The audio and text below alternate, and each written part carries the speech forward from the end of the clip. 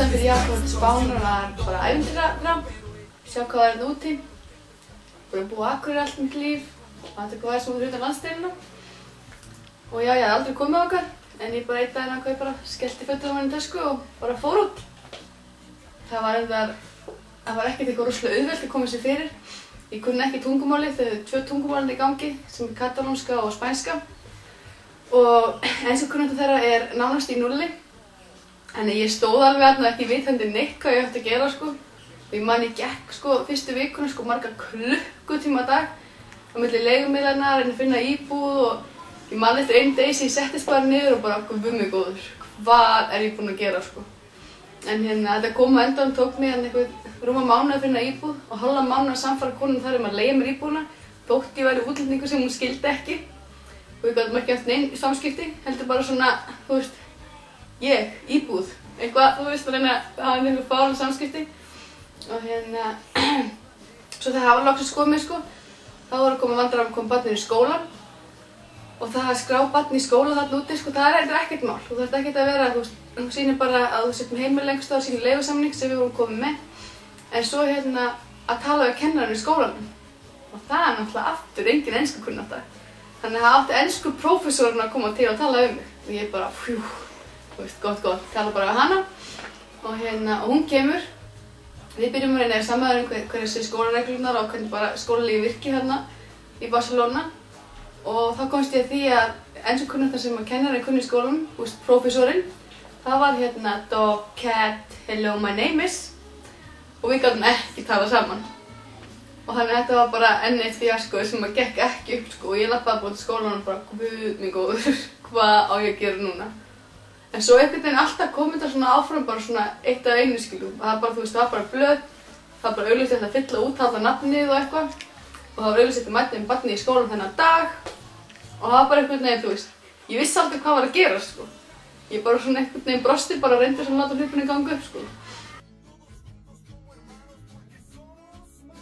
Sko, til þess að byrja með var ég nú ekki mikið að gera, annað að styðja bara dóttur mína í skólanum og svo reyna að koma mig fyrir og byrja á svona litlu spænsku námskeiði sem að ríkið hélt frítt fyrir útlendinga. En svo þegar ég komst meira í samfélagi og svona, þá fóru fólk komið til mér og biðja mig að kenna krökkum þeirra ensku og svona þannig að endanum var ég komið með lítinn enskuskóla heima. Það var að kenna bara krökkum þeirra ensku, þar sem að, já, kennarinn í skólanum kunni bara segja hundur og köttur, þannig að það var einhvern veginn ljóst frekar. Þannig að það voru ljóst snemma að ég geti gert betur og ég þurfti aldrei að auglýsa mig neitt, heldur fekk ég bara nemendur upp í fangi. Svo var ég að vinna þarna á veitingastað þegar ég var komin með svona spænskuna góða og svona þá gæti gert það líka.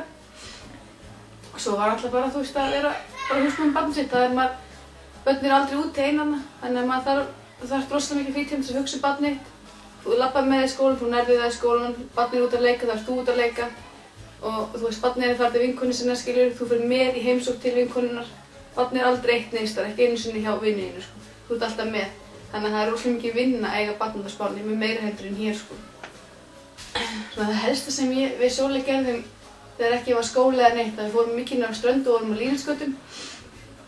Og þá fórum líka rosa ofta kvöldin á Plaza Catalunya sem er torginu miðju Barcelona.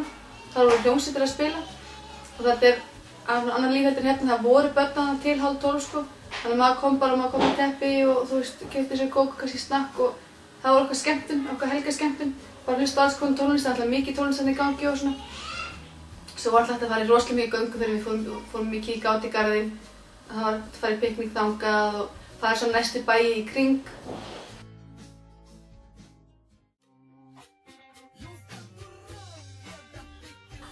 Mér finnst maður getur frjálsara sem persóna og pressan er engin.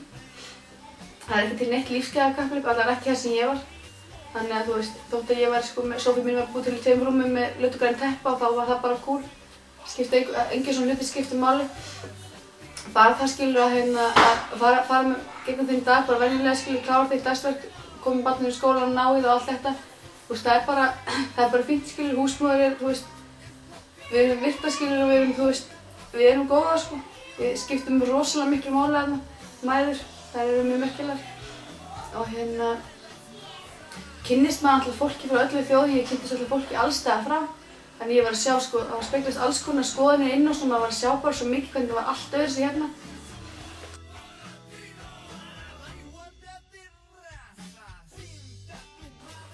Mest áberandi munur á Íslendingum og Spánverjum svona, sem ég svona, leiði ég heilt spurninguna sem ég hugsa er strax sko á hvað aldrei við erum að fara stóra fjölskyldur.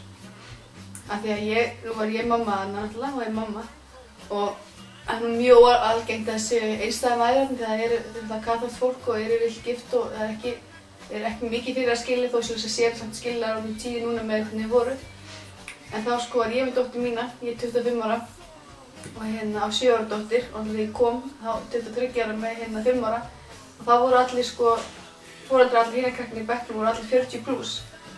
Þannig að þú veist, ég var mjög oft spurð hvort það væri systir mín og ég veit að margir héldu að það sko, þú veist, áður en ég byrjaði að tala við að ég væri au pair og það myndi götturum hjá einhverju erlendri fjölskyldu.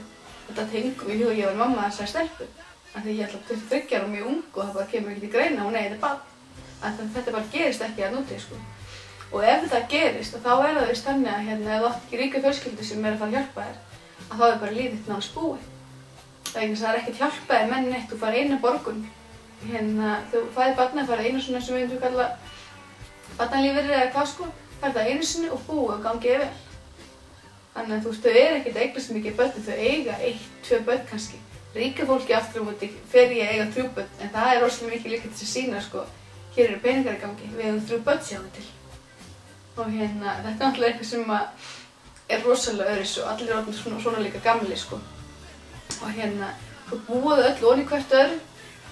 Þau eru sko langamann og amman og mamman og pappinn og allt þetta býr mjög mikið allt í sama húsi, alveg fram eftir öllu sko.